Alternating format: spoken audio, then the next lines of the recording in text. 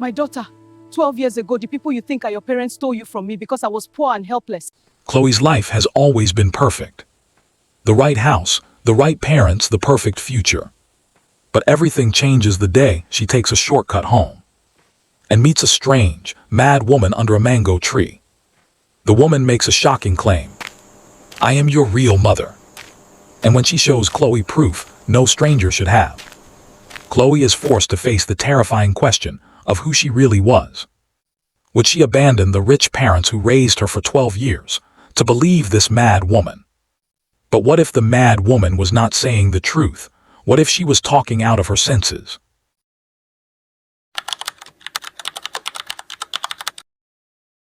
Chloe woke up that Tuesday morning to the sound of her mother's voice calling from downstairs and the familiar smell of bread toasting in the kitchen. She stretched under her pink bedsheet, yawned, and looked around her room. Everything was exactly where it should be. Her school bag hanging on the chair, her uniform pressed and ready on the hanger, her teddy bears lined up on the shelf above her reading desk. The morning sun came through the curtains in soft golden lines, and she could hear the generator humming outside because NEPA had taken light again during the night. "Chloe, come down, my dear. Your breakfast is getting cold, oh." She smiled and swung her legs out of bed. Her feet touched the cool tiles and she padded to the bathroom, splashing water on her face and brushing her teeth while looking at herself in the mirror. 12 years old. Not a small girl anymore, her mother always said, but not yet a big girl either. Just in between. Her hair was packed in neat cornrows that her mother had braided on Sunday evening while they watched a Nollywood film together.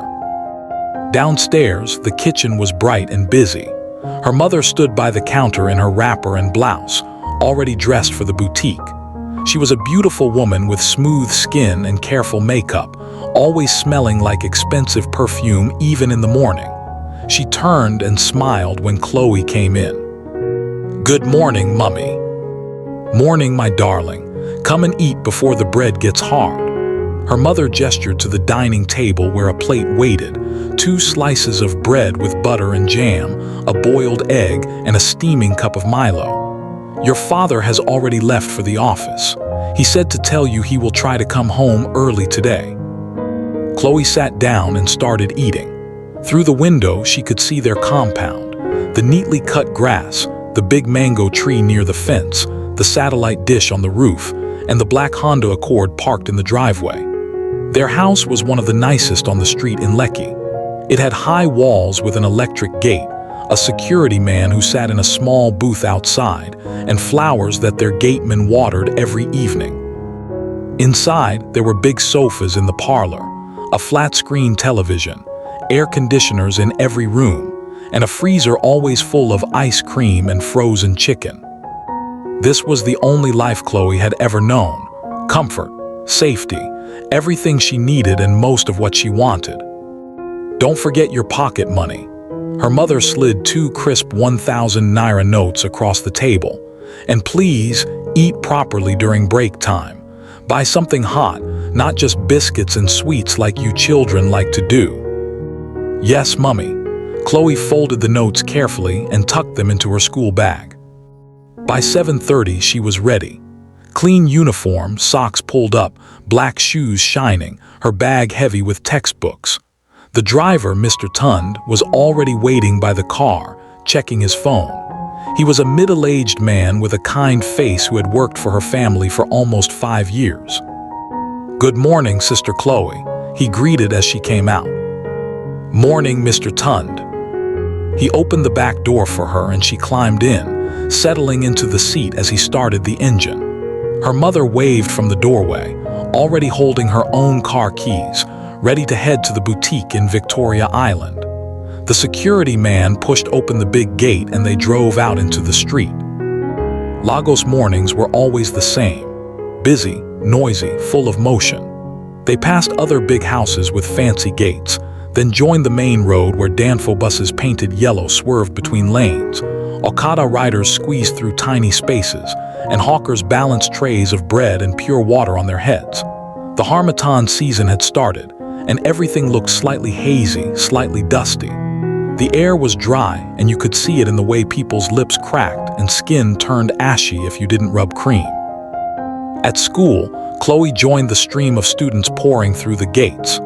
Her school was a private academy with big buildings painted cream and green, neat lawns, and a concrete assembly ground where they gathered every morning to sing the national anthem. She found her best friend Grace waiting under their usual tree. "Chloe," Grace waved, grinning. Grace was tall for 12, with her hair in long braids that reached her shoulders. She lived 3 streets away from Chloe, and they had been friends since primary 3. "Your late assembly dawn nearly start.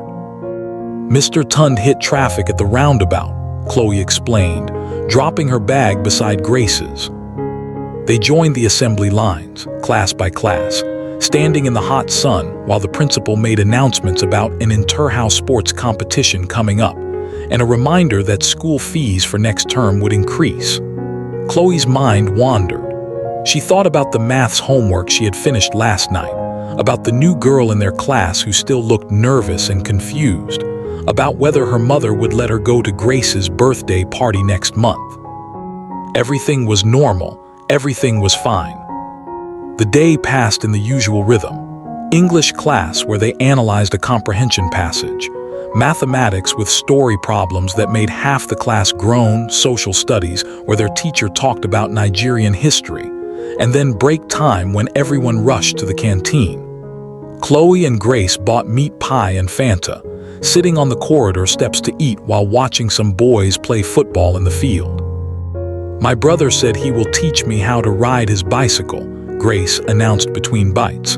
"But my mummy is forming like she's afraid I will fall." "You will fall, Shah," Chloe teased. "Remember when you tried to roller skate at that party?" Grace threw a small piece of crust at her, and they both laughed. By 2 o'clock, school was over. Students poured out of classrooms, some heading to the gate where parents and drivers waited, others lingering to chat or play. Mr. Tund was usually there by 2:15, parked under the big tree across the road, waving when he saw her. But for the past few months, Chloe had discovered something she enjoyed even more than the comfortable ride home in the air-conditioned car. The shortcut. Behind the school, past the junior block, and through a small gap in the fence that everyone knew about but the teachers pretended not to see, there was an old bush path. It wasn't really a bush in the wild sense, more like an overgrown strip of land that nobody owned or cared about, squeezed between the back of the school estate and the newer residential estates where Chloe lived. If you followed that path for about 15 minutes, you came out very close to her street. Much closer than going all the way around by the main road. Chloe loved that path. She loved the freedom of walking by herself, feeling like an explorer even though she was just a few streets from home. She loved the tall grass that swayed when the wind blew, the clusters of wildflowers that grew in patches of purple and yellow, the way butterflies danced in the afternoon light. There were mango trees along the way, some with fruit ripening high up where birds pecked at them. Sometimes she heard lizards rustling in the dry leaves, or saw small boys from the nearby Face Me, I Face You compounds cutting through on their way somewhere. It made her feel older, independent, not like a small girl who needed a driver to take her everywhere. So most days she would text Mr. Tund, "I'm taking the shortcut today, pick me at home." And he would reply, "Okay, Ma, be careful." Her parents didn't mind. They thought it was good for her to get a bit of exercise, to not be too soft, and the path was safe enough during daytime. That Tuesday, after saying goodbye to Grace at the gate, Chloe headed toward the back of the school compound. A few other students used the shortcut too, but today she was alone. She slipped through the gap in the fence, careful not to snag her uniform on the wire, and started walking. The Harmattan sun was lower now, turning the sky a softer orange. The air was still dry and dusty, making her throat feel scratchy. She should have bought pure water before leaving school. Chloe walked steadily, her shoes crunching on the dry ground, her bag bouncing against her back. She hummed a song she'd heard on the radio that morning, something about love and dancing, and let her mind drift. That was when she first saw the woman. It was at the big mango tree, the one right in the middle of the path where the shade was thickest. Chloe had passed that tree 100 times and never seen anyone there. But today, there was a woman sitting on a small wooden stool, almost like she'd been waiting. Chloe slowed down, suddenly alert. The woman was thin, very thin. She wore a faded Ankara wrapper tied around her waist and an old brown headscarf covering her hair. Her skin looked dry and ashy from the harmattan, and there were lines around her eyes and mouth that made her seem both tired and old, though Chloe couldn't guess her real age. She wore worn rubber slippers with the strap broken on one side, and beside her sat a small black nylon bag, the kind market women carried. For a moment, their eyes met. The woman's eyes were dark and sharp, not vacant or confused like Chloe expected. They seemed to look right through her, seeing something deeper. And then the woman spoke. "You have grown so big now, so big and fine." Her voice was soft, almost gentle, but it made Chloe's heart skip. Chloe didn't know what to say. The polite thing would be to greet her, say, "Good afternoon, Ma," and keep walking. But something about the way the woman was looking at her, the strange words, made her feel uncomfortable, nervous. So she just walked faster, her eyes down, clutching her bag straps tighter. As she passed, she could feel the woman's gaze following her.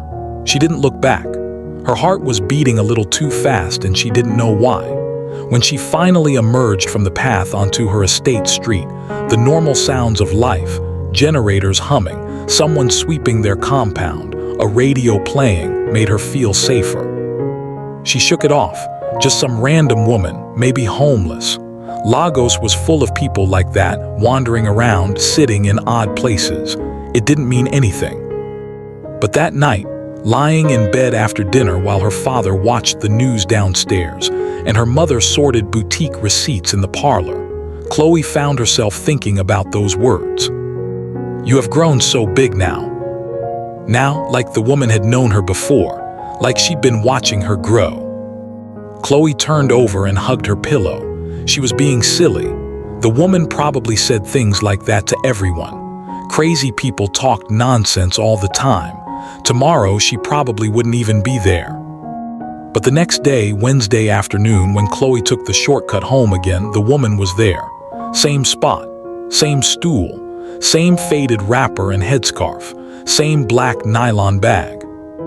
This time, as Chloe approached, walking a little slower, a little more wary, the woman tilted her head and said something different.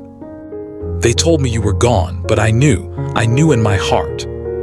Chloe's steps faltered. What was that supposed to mean? She didn't stop. She kept walking faster now, past the mango tree, past the woman's steady gaze. But again, she felt those eyes on her back until she turned the corner and left the path. At school on Thursday, during break, she mentioned it to Grace. "There's this strange woman on my shortcut path," Chloe said, unwrapping her meat pie. "She sits under the mango tree and says weird things when I pass." Grace raised her eyebrows. "Weird like what?" "Like, you have grown so big, and they told me you were gone. Strange talk like that." Grace made a dismissive sound. "I beg, no one of those mad people way day roam Lagos. You know how they are. My mummy always says don't answer them, just pass your way." "That's what I'm doing," Chloe said quickly. "I just ignore her and keep walking." "Exactly. If you answer mad people, they will follow you home." Grace bit into her pie. "Maybe she's hungry and hopping you will give her money. Just pretend you don't hear and she will leave you alone." Chloe nodded. That made sense. She felt a bit better. But on Thursday afternoon and Friday and Monday of the next week, every single time Chloe took that shortcut, the woman was there. Always at the same spot. Always sitting. Always looking at her with those sharp, knowing eyes. And every time she said something. "You are not supposed to be in that big house. Ask your mummy why she never opens that old metal box in her room. Soon you will remember the small room with the yellow curtains." By the second week, Chloe was no longer just uncomfortable. She was scared. Not scared in the way you're scared of a thief or a dangerous person. Scared in a deeper way. Scared because the woman never shouted or chased her, never begged for money, never did anything except sit there and speak these quiet, impossible things that somehow felt personal, too personal. How would a random homeless woman know about a metal box in her mother's room? Chloe didn't even know if there was such a box, but the specificity of it made her skin prickle. And the worst part, she couldn't stop herself from thinking about the words even when she tried not to. You are not supposed to be in that big house. What did that mean? Of course she was supposed to be there. That was her home, her parents' house, the only home she'd ever known. The small room with the yellow curtains. That one bothered her most of all, because late at night when sleep was slow to come, Chloe sometimes had flashes of something, not quite a memory, more like a dream that felt real. A small room, yellowish light, the smell of kerosene, rain on a zinc roof loud and close, a voice singing softly. She had always assumed these were just random images her brain made up, the kind of half-dreams everyone has. But now they felt different. One evening at dinner, a week and a half after she'd first seen the woman, Chloe sat with her parents at the big dining table. Her mother had cooked jollof rice with fried chicken and fried plantain, Chloe's favorite meal. Her father was in a good mood, talking about a new business deal that had gone well, and her mother was laughing at something he said. Everything was warm and golden under the dining room lights. Chloe picked at her rice. She tried to eat. She took a bite of chicken, but her throat felt tight, too tight, like something was blocking it. Her eyes started to sting.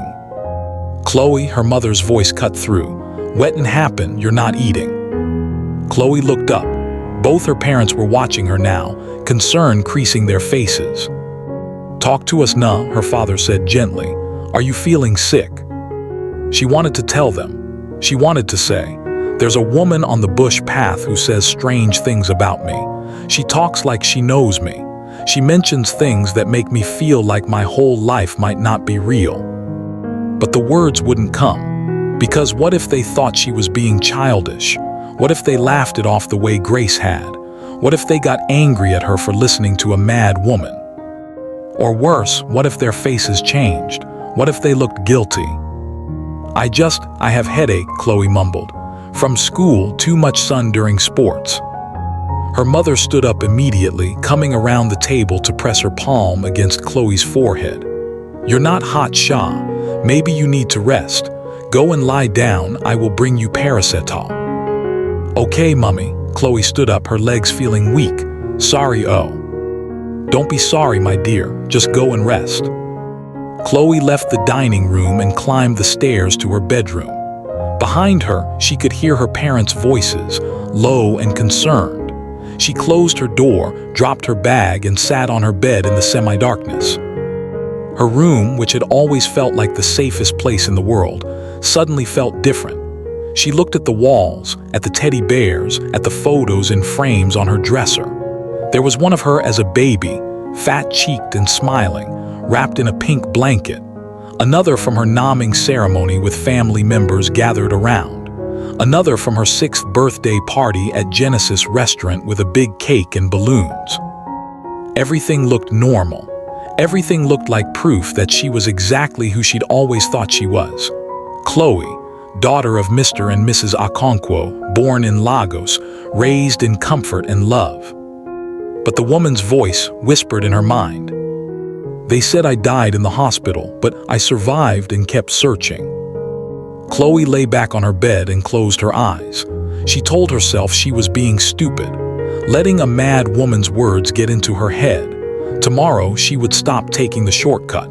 She would go back to riding with Mr. Tund. She would avoid that path completely until the woman got tired and left. Yes, that's what she would do. But even as she made that decision, deep in her chest, something had shifted. Something small but impossible to ignore. Like a tiny crack in a perfect glass, invisible to the eye but changing everything. She could feel it there, growing wider in the dark. The next morning, Chloe woke up determined. She would not take the shortcut today. She would ride home with Mr. Tund like before, safe in the car, air conditioner blowing, music on the radio. No more bush path, no more strange woman, no more confusing words that made her stomach twist. She got ready for school, ate her breakfast quickly, and when Mr. Tund dropped her off at the gate, she felt lighter, like she'd made the right decision. At break time, she told Grace, "I'm not using that shortcut again," Chloe announced, opening her bottle of Coke. "I'll just go back to riding with Mr. Tund." Grace nodded approvingly. "Thank God. I was even going to tell you, Seth. Why stress yourself over one mad woman? Just avoid her completely." Exactly. Chloe took a long drink, letting the cold liquid wash away the tightness in her throat. But that afternoon, when school ended and she walked toward the gate where Mr. Tund would be waiting, something made her stop. She stood there for a moment, her bag heavy on her shoulders, watching the other students pour out. Some were laughing. Some were complaining about homework. Everything was normal. And yet, her feet wouldn't move toward the gate. Instead, they turned toward the back of the compound, toward the gap in the fence, toward the path. She told herself she just wanted to see if the woman was still there. That was all, just to check. She wouldn't talk to her or anything. She would just walk past quickly like before, and then tomorrow she would definitely stop. The bush path looked the same as always.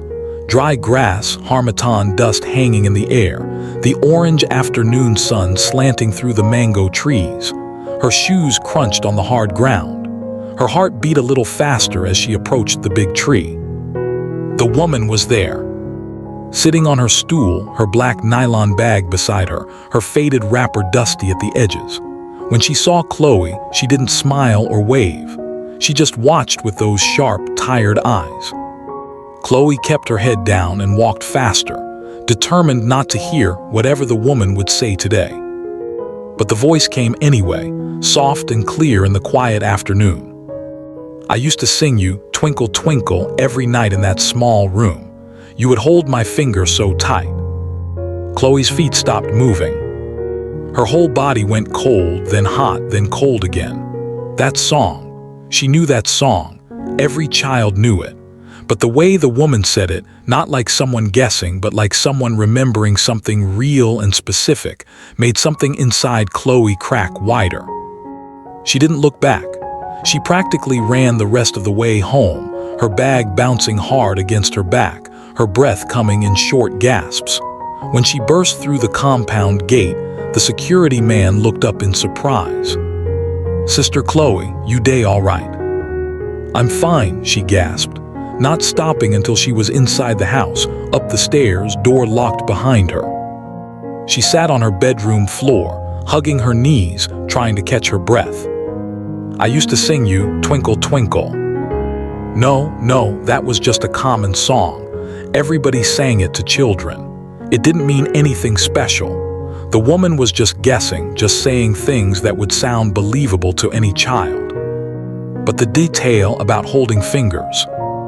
Chloe squeezed her eyes shut and tried to push the thoughts away. Over the next few days, she tried again and again to stop taking the shortcut. She really tried. On Wednesday, she actually made it to the gate and climbed into Mr. Tund's car. But halfway home, stuck in traffic near the roundabout, she felt such a strong pull to go back, to see the woman, that her chest hurt. On Thursday, she took the path again. The woman was there. This time, she said, "They told me you were lost forever, but a mother knows. A mother always knows." On Friday, the small room had yellow curtains with flowers. The rain was so loud on the zinc roof. You used to cry when it thundered. Chloe didn't run anymore. She walked past in silence, her face burning, her hands shaking, her mind screaming. At home, everything started to look different, wrong, like she was watching her life from outside her own body. She sat at dinner on Friday night while her parents talked about their day. Her father mentioned a meeting with Chinese investors. Her mother complained about a difficult customer at the boutique who wanted a discount on everything. They asked Chloe about school and she gave short answers. Fine. Yes. Nothing special, until they stopped asking. Her mother looked at her with concern. "Chloe, you've been very quiet lately. Are you sure you're feeling well?" "I'm fine, Mummy."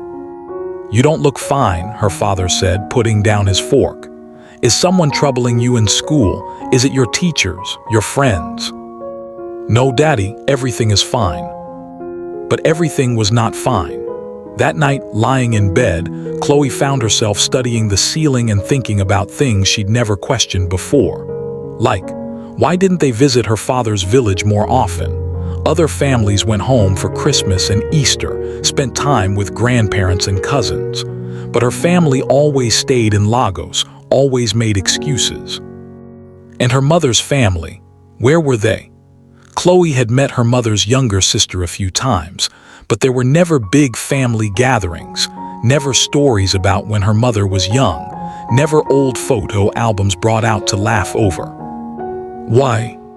The next week at school, Grace noticed Chloe wasn't eating properly during break. "Chloe Abeg, what is doing you?" Grace asked, real worry in her voice now. "You're not yourself at all. You're just quiet like something is heavy on your mind." Chloe wanted to explain. She wanted to tell Grace everything, every word the woman had said, every strange feeling growing inside her, every doubt that was poisoning her comfortable life. But how could she put it into words? How could she say, "What if I'm not who I think I am?" without sounding completely mad herself? "It's that woman," Chloe finally admitted, her voice barely above a whisper. "The one on the path, she's still there, every day, and the things she says." "Chloe," Grace grabbed her hand, squeezing tight. "You need to tell your parents, or tell Mr. Tun to report her to security. This is not normal. She's disturbing you too much." "But what if?" "What if what?" Grace looked at her intensely. "What if she's actually mad and you're letting her scatter your brain? Chloe, you know who your parents are. You know where you come from. Don't let some random woman make you start doubting your own life." Chloe nodded, but her heart wasn't in it, because Grace didn't understand. Grace hadn't heard the specific details. Grace didn't have faint, confusing memories of yellow curtains and rain and singing. That Friday afternoon, the harmattan was particularly bad. The air was thick with dust, making everything look hazy and orange. Chloe's throat was dry and her skin felt tight. She took the shortcut again, walking slowly, almost dragging her feet. The woman was there, of course, always there, always waiting. But today, as Chloe approached, something inside her finally snapped. All the confusion, all the fear, all the sleepless nights and unanswered questions exploded into pure, burning anger. She stopped walking. She turned to face the woman directly for the first time. "Why?" Chloe's voice came out louder than she intended, sharp and accusing. "Why are you doing this to me?" The woman looked up, surprise flickering across her tired face.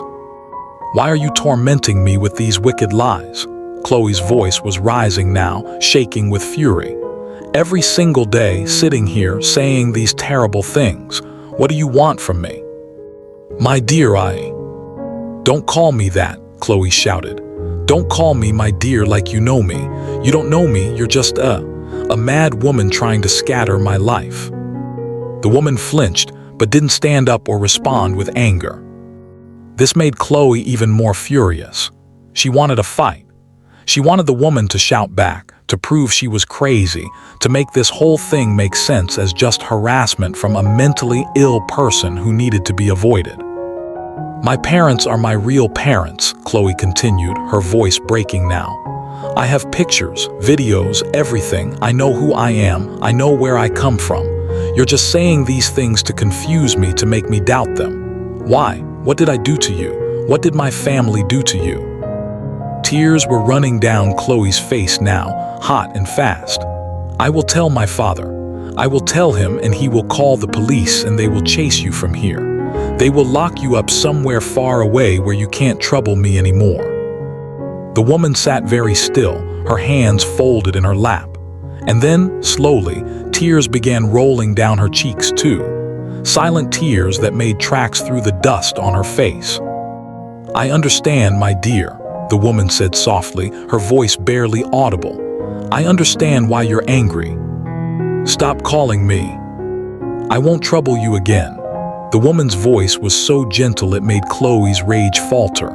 I'm sorry for the pain I've caused you. You're right.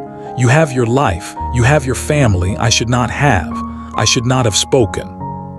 She reached down with shaking hands and picked up her black nylon bag. She moved slowly, like her body hurt, like she was much older than she looked. She stood up from the stool, gathering the stool under one arm. "I will keep quiet now," the woman whispered. "I promise you won't see me here anymore." She looked at Chloe one more time. Her eyes were full of such deep, devastating sadness that it made Chloe's chest tighten painfully. Then the woman turned and began walking away slowly, her broken slippers shuffling through the dust, heading deeper into the bush where the path became narrow and overgrown. Chloe stood there, breathing hard, watching her go. Her hands were trembling. Her face was wet with tears and sweat and dust. For about 5 seconds, she felt victorious, powerful, like she'd finally taken control and made the terrible thing stop. Then the guilt crashed over her like a wave. What had she done? She'd shouted at an old, weak woman. She'd called her mad and wicked. She'd threatened her with police. And the woman hadn't fought back, hadn't defended herself, had just accepted it, apologized, left. Chloe turned and walked home in a daze, her victory feeling more and more like something shameful with each step. That weekend, she barely left her room. Her mother came to check on her several times. "Chloe, you didn't even come down for breakfast. Are you sick?" "Just tired, Mummy." "Tired from what? You've been sleeping since yesterday." "I don't know, just tired." On Monday at school, Grace asked how she was doing, and Chloe finally told her about the confrontation. "Oh, thank God," Grace said, relief flooding her face. "So she's gone now. She said she won't come back." "Yes," Chloe said quietly. "She said she won't trouble me anymore." "Excellent, you see. Sometimes you just have to be firm with these people. Now you can have peace and stop stressing yourself." Grace smiled brightly. "Finally." Chloe tried to smile back, but it felt wrong on her face. Because it didn't feel like peace. It felt like something heavy sitting on her chest, getting heavier every day. That Monday afternoon, Chloe took the shortcut home. Her feet carried her there almost automatically. When she reached the big mango tree, the spot was empty. No stool, no woman, no black nylon bag. Just dry grass and harmattan dust in silence. She stood there for a long moment, staring at the empty space, feeling the strangest mix of relief and loss and terrible, terrible guilt. Tuesday, empty. Wednesday, empty. Thursday, empty. By Friday, Chloe was sleeping badly again, but this time for different reasons. Now, instead of being kept awake by confusion and fear, she was haunted by the memory of the woman's face as she cried. The gentleness in her voice even when Chloe had been so cruel. "I understand why you're angry." That night Chloe had the dream again, but stronger, more detailed. She was small, very small, maybe 3 or 4 years old. She was in a cramped room with concrete walls painted yellow, though the paint was old and peeling in places. There was a window with yellow curtains that had tiny flower patterns on them. Outside the window, rain was falling hard, hammering on a zinc roof so close and loud it sounded like drums. The room smelled like kerosene from a small lamp burning in the corner because there was no electricity. She was lying on a mat on the floor and someone was beside her. A woman's voice was singing softly, a lullaby. Not Twinkle Twinkle, something else. Something in Yoruba that Chloe didn't know the words to, but somehow felt she'd heard before. The woman's hand was holding hers. The fingers were rough and work-worn but gentle, and small Chloe was holding one finger tight, not wanting to let go. Chloe woke up gasping, her heart pounding, her sheets twisted around her legs. It was 2 a.m., the house was quiet, except for the hum of the generator outside. That wasn't a dream. She knew it wasn't. It was too specific, too real, The smell of kerosene, the sound of rain on zinc, the feeling of those rough fingers in her small hand. Was it a memory? But how could it be?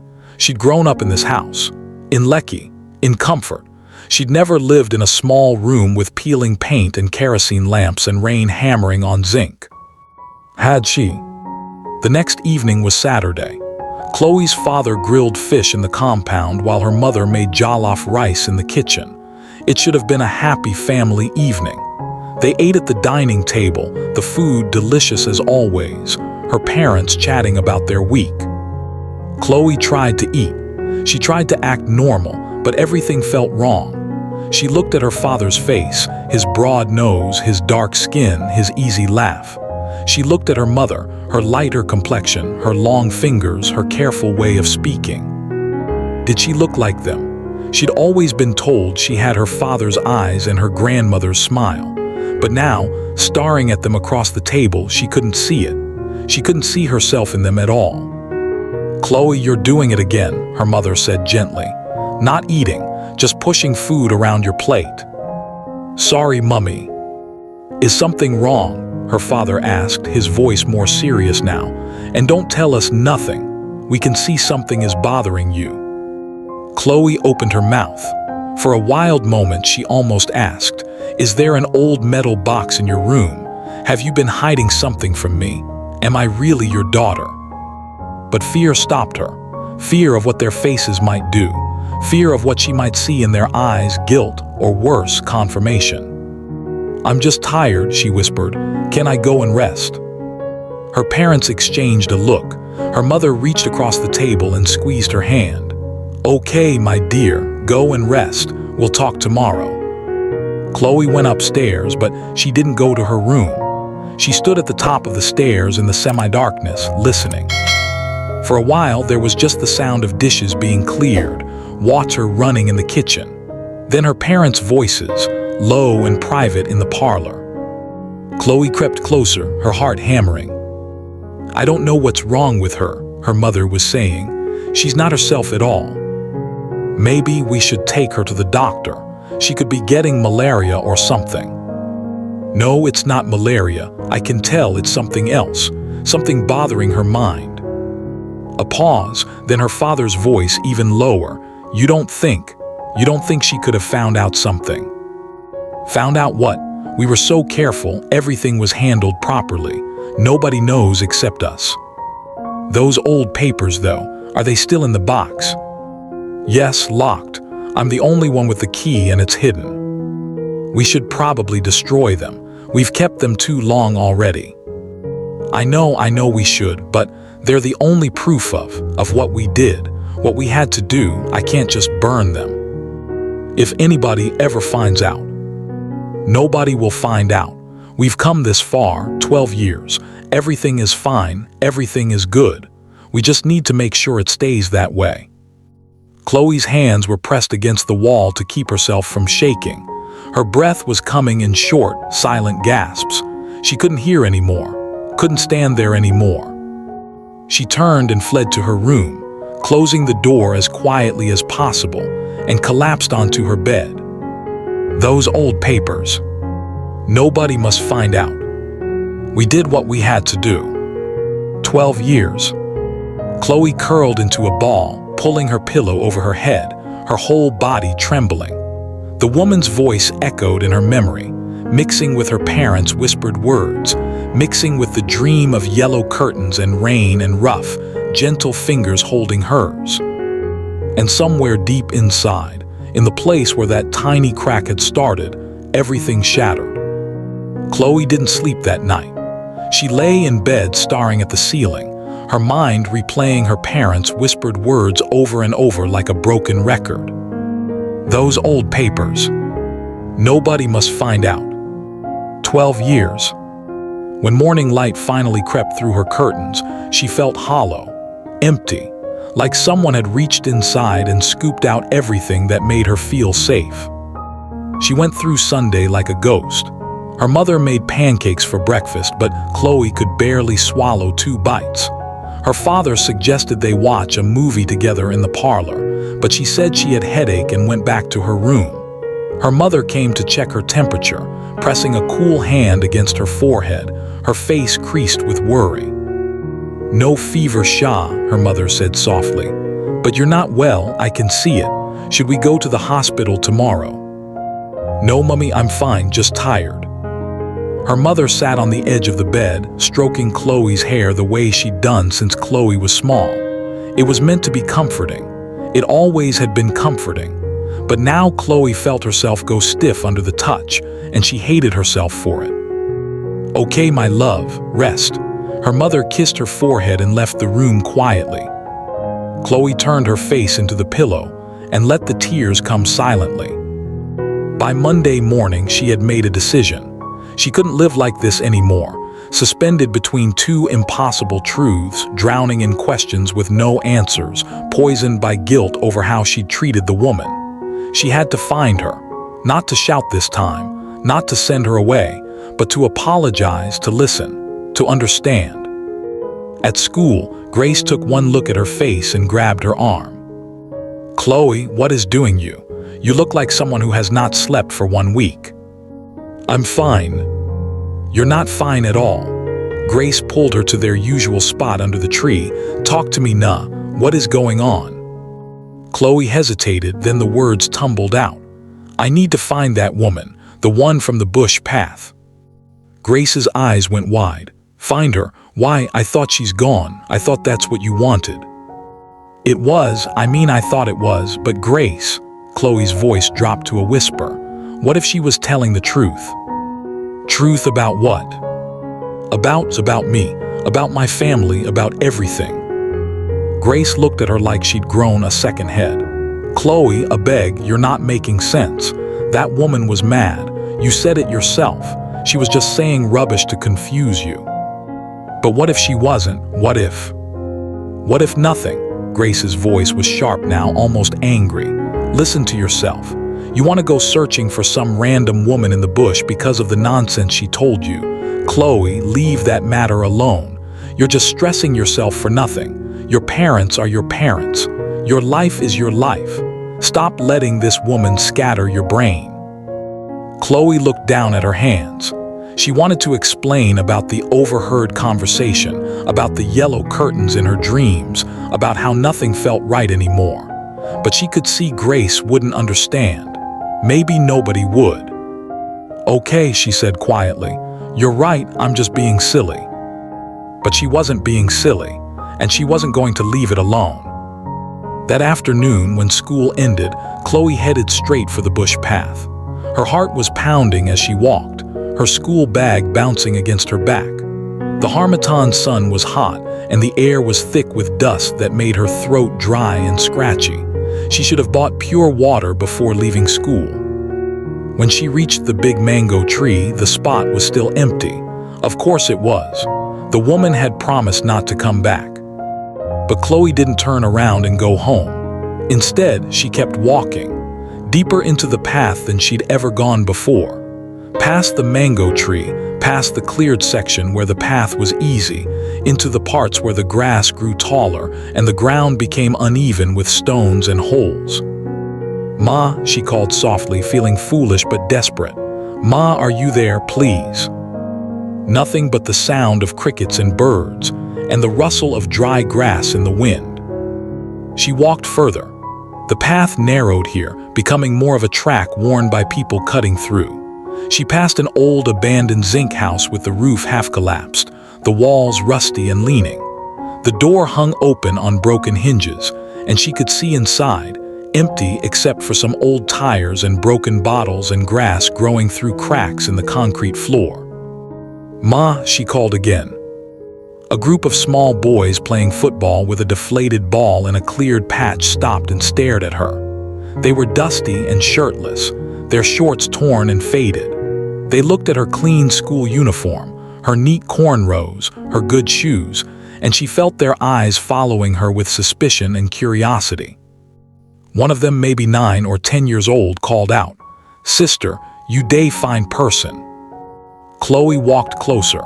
"Yes, there's a woman. She used to sit under the big mango tree. Thin woman with wrapper and headscarf. Have you seen her?" The boys looked at each other and shrugged. "The mad woman?" one asked. "She's not," Chloe stopped herself. "Yes, that one. Do you know where she stays?" Another boy kicked the ball and shook his head. "That one Don disappear. Maybe 2 weeks now. Nobody see him again." Chloe's chest tightened. "Do you know where she used to sleep, where she lived?" They shrugged again, already losing interest, turning back to their game. Chloe continued walking. She passed women sitting by the path entrance selling oranges in pyramids, their wrappers bright against the dusty ground. They watched her with flat, assessing eyes as she went by. One of them called out something in Yoruba that Chloe didn't fully catch, but the tone was clear. What is this fine girl doing wandering in the bush alone? She walked until the path branched off into several smaller tracks, until she didn't know which way to go, until the sun was getting lower and she knew she had to turn back or her parents would worry. She didn't find her. Tuesday afternoon, the same. She searched again, calling softly, asking the few people she saw. Nobody knew where the woman was. Nobody seemed to care. Wednesday, still nothing. She went deeper, explored different branches of the path, checked behind the abandoned zinc houses. Her uniform was getting dusty and stained. Her throat hurt from the dry air. Her hope was starting to crack. An old man sitting on a plastic chair outside a small shop made from old wood and zinc looked at her with something like pity. "Small girl, why you day wander here every day? Go home to your mama." "I'm looking for someone," Chloe said. "A woman who used to sit under the mango tree." The old man sucked his teeth and shook his head. "That one. She done finally die, Seth. The way she was looking sick and weak, I'm not surprised. Maybe they done carry her body somewhere. Or maybe she just crawl go some corner to die like rat." Chloe felt like someone had punched her in the stomach. No, she can't be. She's not dead." The old man shrugged, already turning his attention back to the small radio beside him, crackling with a football match commentary.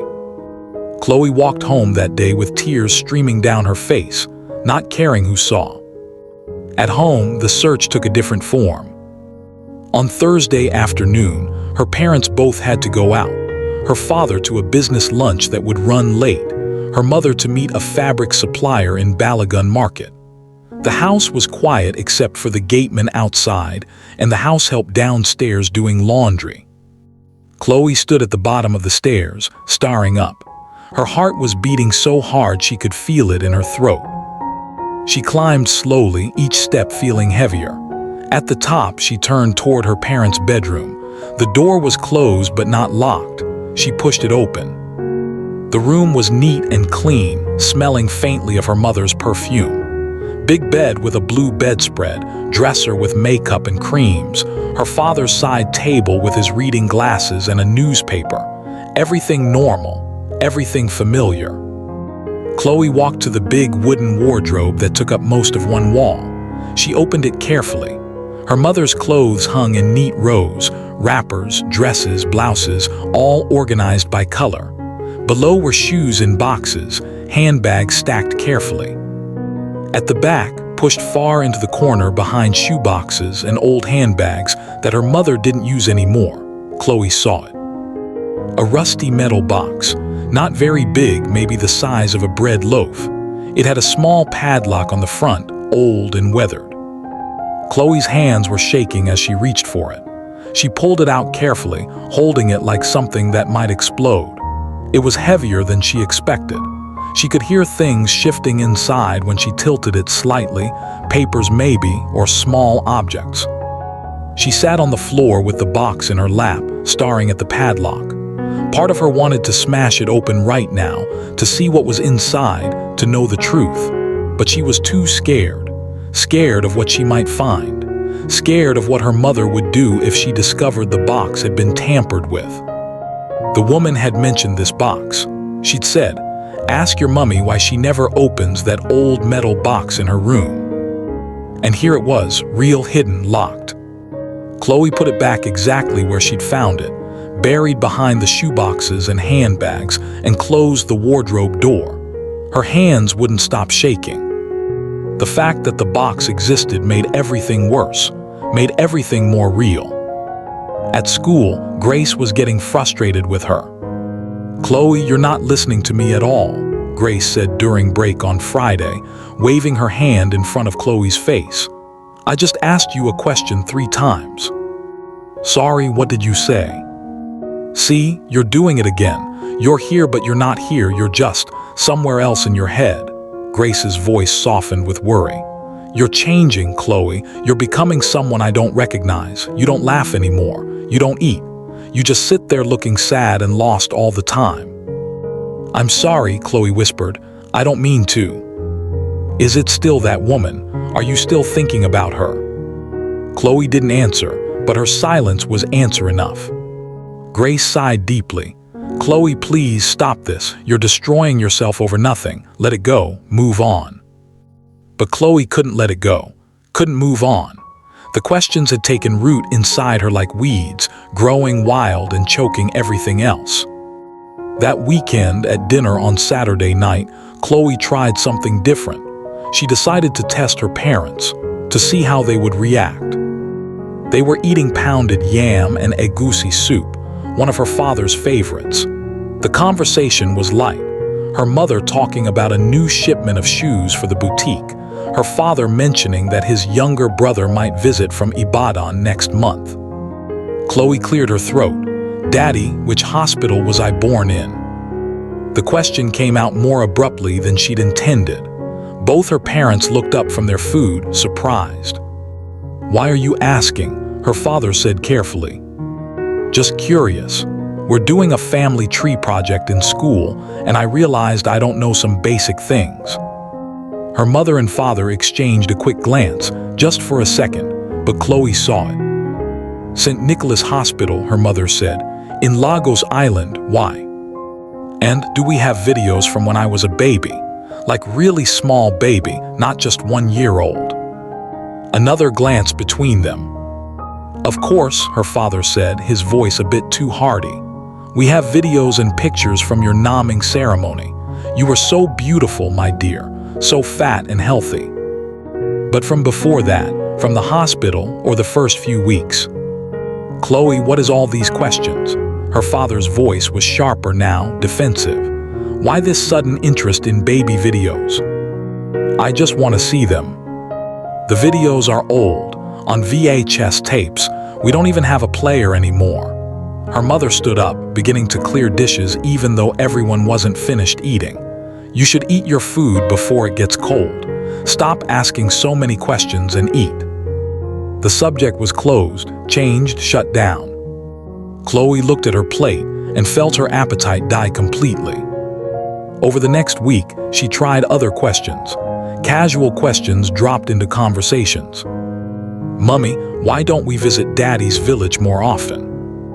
"It's very far, my dear, and the roads are bad, maybe during Easter." "But other people visit their villages for Christmas." "We're not other people." Her mother's voice was final. Another time, "Daddy, do I look like you? People always say children look like their parents, but I can't really see it." Her father laughed, but it sounded forced. "Of course you look like me. You have my eyes and your grandmother's smile. Everyone says so." "Which grandmother? I don't even remember her." "She died when you were very small." He turned back to his newspaper. "You wouldn't remember." Every answer felt rehearsed, practiced, like lines they'd said so many times they came automatically. And every time Chloe asked something, she could feel them pulling away, building walls, protecting something. Her grades started slipping, not badly, but enough for her teachers to notice. She got a C on a maths test she would normally have aced. Her English teacher kept her after class. "Chloe, is everything all right at home? You seem distracted lately." "Everything is fine, Ma." "Are you sure? You know you can talk to me if something is troubling you." "I'm fine, thank you, Ma." But she wasn't fine. She was coming apart at the seams piece by piece. She stopped joining Grace and the other girls at break time, preferring to sit alone in the library. She stopped laughing at jokes. stopped caring about the school gossip and drama that used to seem so important. Her world had narrowed to one single obsession: finding the truth. At home, her mother noticed she wasn't eating properly. "Chloe, you've barely touched your jollof rice. Are you not feeling well?" "I'm not hungry." "You're never hungry anymore. You're getting thin." Chloe just shrugged. Her father tried a different approach. "Chloe, do you need anything? New clothes, money for something, if there's anything troubling you?" "I'm fine, Daddy." But her voice was hollow, empty. She was pulling away from them, and she could see they knew it.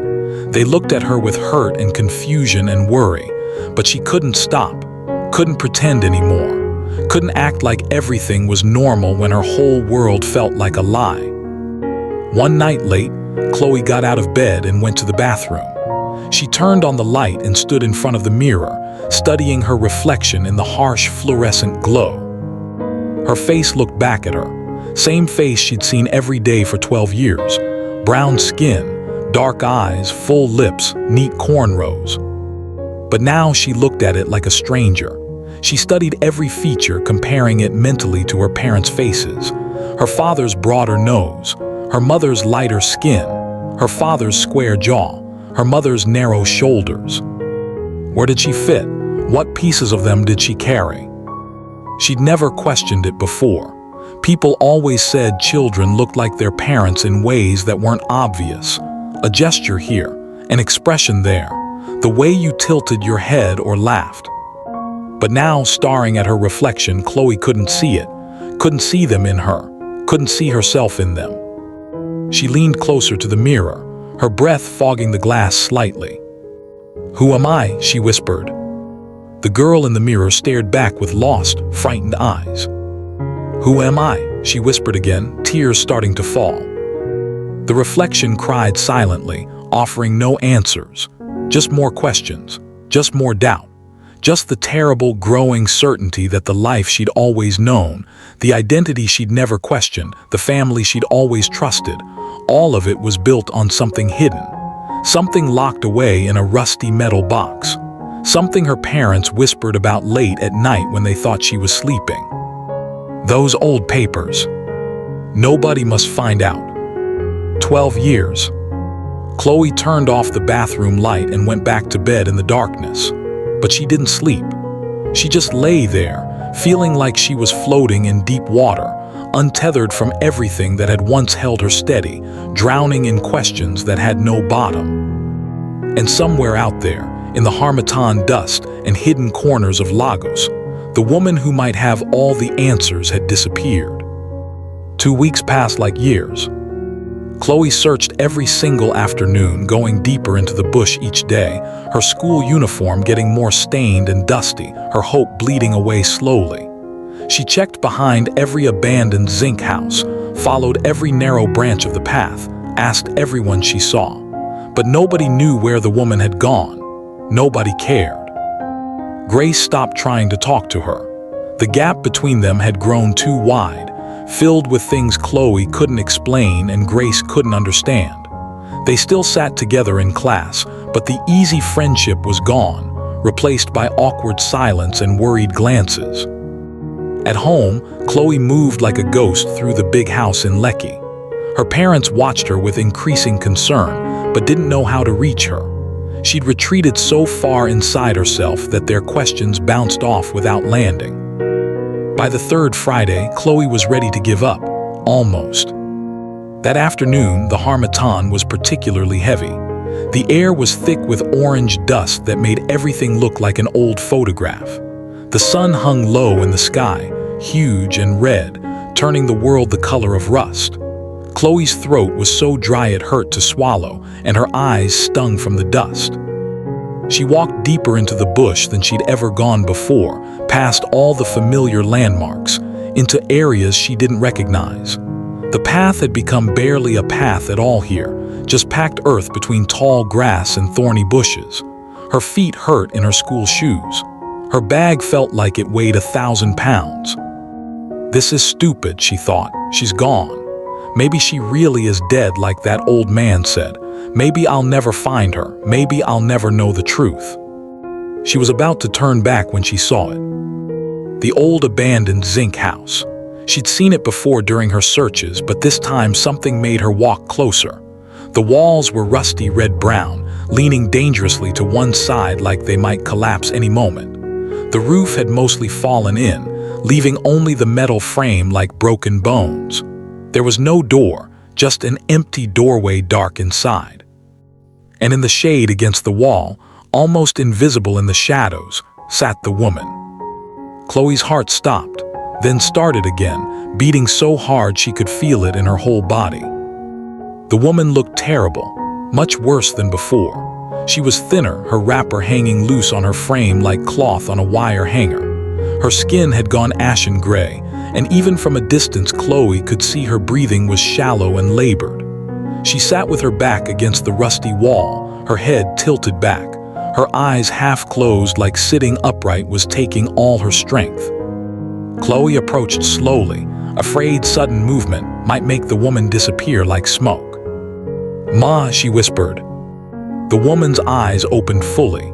For a moment there was no recognition, just exhaustion. Then her face changed, softened with something that looked like relief and sadness mixed together. "Chloe," she breathed, "you came back." Chloe dropped to her knees in front of the woman, not caring that her school uniform was getting covered in dust and dirt. Tears were already streaming down her face, hot and fast. "I'm sorry," Chloe said, her voice breaking. "I'm so sorry for what I said to you. I was scared and confused and I didn't understand and I called you terrible things. I was so cruel. I'm sorry.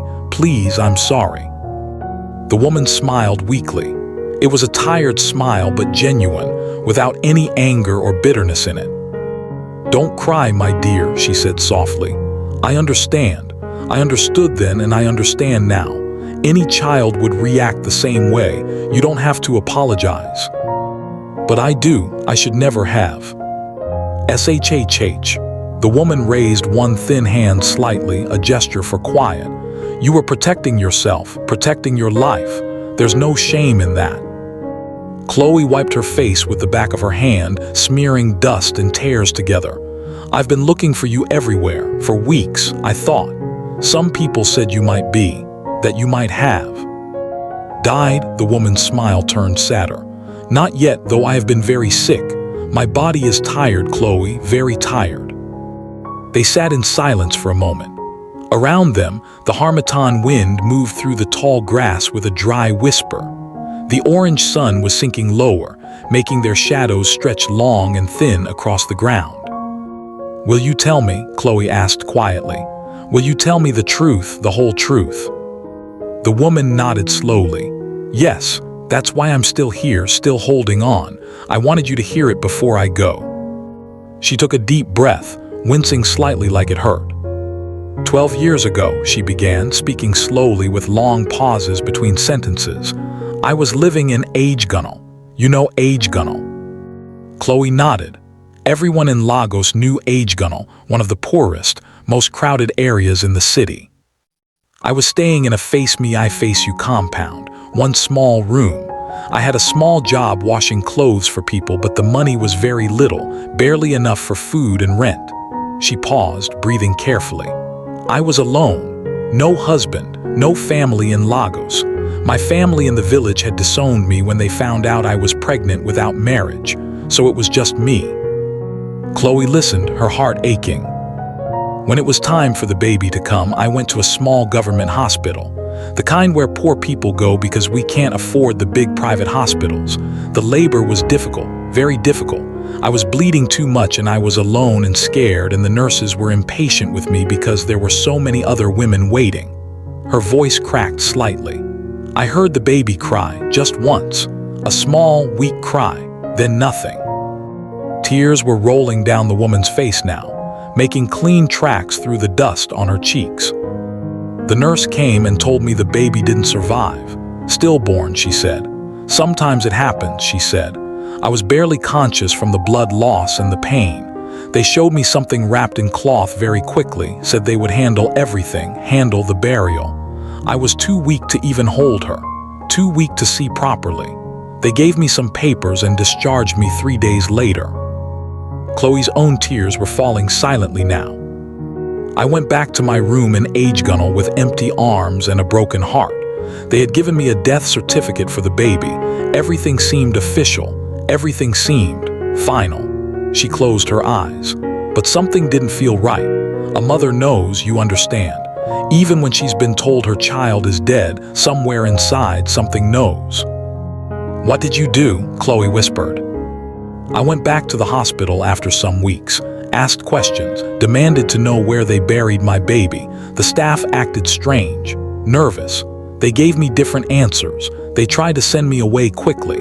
That's when I started hearing things. Whispers from other women who had given birth there. Stories about Bobbies from poor mothers who couldn't afford good care. Bobbies who sometimes disappeared. Chloe felt cold despite the warm evening air. In Lagos, there is a dark business. Wealthy couples who can't have children or who want to adopt without going through the official wahala with papers and courts and social workers.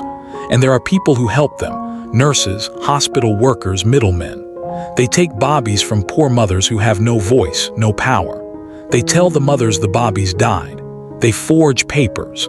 Then they sell the Bobbies to rich families who ask no questions. "No," Chloe breathed, "that can't be real."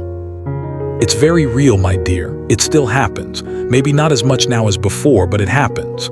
The woman opened her eyes and looked directly at Chloe. "I spent years searching. Years asking questions, following small leads, going from hospital to hospital, trying to find any proof, any information. I lost my job because I spent all my time searching. Lost my room because I couldn't pay rent. Lost everything. People started calling me mad. The woman who couldn't accept her baby died. The woman obsessed with conspiracy stories, but I never stopped believing, never stopped searching."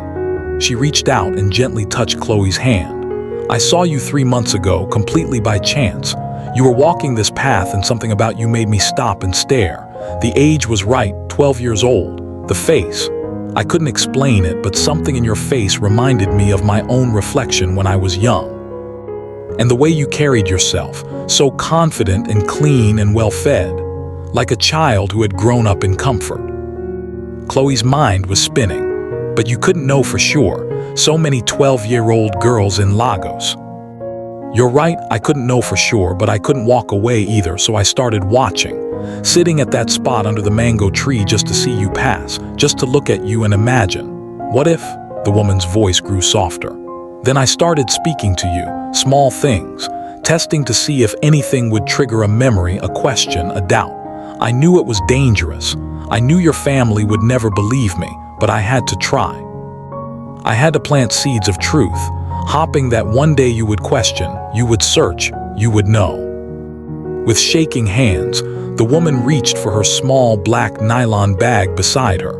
She pulled it into her lap and began opening it carefully. "I kept some things," she said. "Things from the hospital, the only proof I have." She unwrapped something from old newspaper, her fingers trembling. Inside were 2 small items.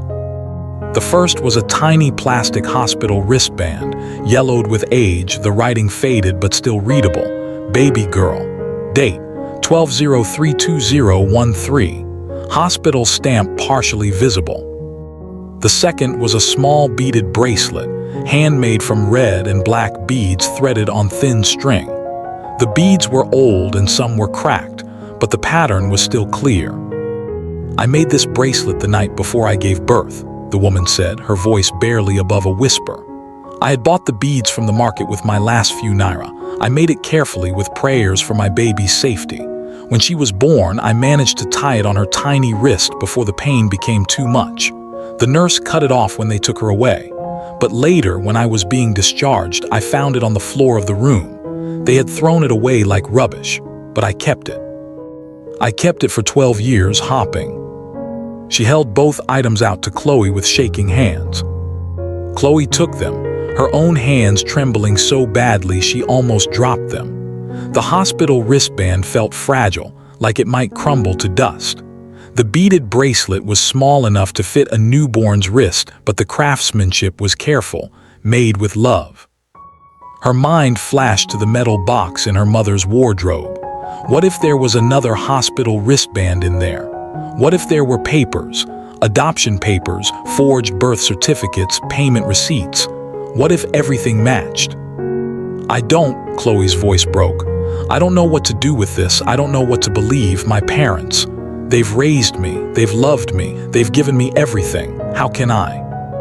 I know, the woman said gently. I know how impossible this is. I'm not asking you to choose. I'm not asking you to reject them or come with me or call me mother. I have no home to give you, no life to offer you, nothing but the truth. Chloe looked up at her, tears blurring her vision. Then why tell me, why not just let me live in peace? The woman reached out and touched Chloe's face with her rough, work-worn hand. The touch was so gentle it made Chloe's heart break. Because you deserve to know, she whispered. Because the truth matters even when it's painful. Because whether you believe me or not, whether you ever call me mother or not, I want you to know that I loved you. From the moment you were born until this very second, I have loved you. Every single day for 12 years, I loved you, and I will love you until my last breath. That broke something inside Chloe. She collapsed forward and the woman wrapped her thin arms around her, holding her while she sobbed. The embrace was weak. The woman had so little strength left, but it was real. And despite everything, despite the impossibility and the confusion and the fear, something about it felt familiar, like a memory her body held even if her mind didn't. They sat like that as the sun sank lower, as the harmattan dust turned from orange to purple in the fading light, as the world grew quiet around them. Finally, Chloe pulled back, wiping her face. What will you do now? The woman smiled sadly. I don't know, keep surviving, I suppose, though my body is tired, very tired. Where do you sleep? Where do you stay? The woman gestured vaguely toward the deeper bush. Here and there, wherever I can find shelter. I'll come back, Chloe said quickly, urgently. I'll bring food, money, medicine, whatever you need. I'll help you, I promise. My dear, don't make promises you can't keep. You have your own life, your own family. Don't destroy that for me. But, listen to me. The woman gripped Chloe's hand weakly. Don't do anything that will tear your life apart. Maybe just knowing the truth is enough. Maybe that's all we get. You don't have to confront them. You don't have to choose. Just know and live. Chloe wanted to argue, wanted to promise she would fix everything, make everything right. But she didn't know how. She was just 12 years old, caught between two truths that couldn't both exist but somehow did. The sky was darkening now. Soon it would be night. I have to go, Chloe said reluctantly. My parents will worry if I'm too late. The woman nodded. Yes, go. Chloe helped her stand, and the woman was so light, so fragile, like she was made of paper that might blow away. They stood there for a moment, facing each other in the failing light. Thank you, Chloe whispered, for telling me, for loving me, for never giving up. Thank you, the woman replied, for listening, for coming back, for not hating me. Chloe turned and started walking away, but she kept looking back. The woman stood there against the rusty zinc wall, a thin shadow in the gathering darkness, one hand raised in farewell. Chloe walked home slowly, the hospital wristband and beaded bracelet clutched tight in her pocket. Her mind was full of noise, questions and answers and more questions. She didn't know what she would do. She didn't know how she would face her parents. She didn't know anything except that her life had split in two and could never be made whole again. When she reached her compound, the streetlights were just flickering on, casting pools of yellow light along the road. The security man was at his post in the small booth. Ah, Sister Chloe, welcome. Oh, your mummy day find you. She was worried. Chloe forced a smile. Thank you, sir. She pushed through the gate and walked across the compound to the front door. Inside, she could hear voices, her parents in the parlor, the television playing, the normal sounds of home. She opened the door. Chloe, her mother rushed toward her, face creased with worry.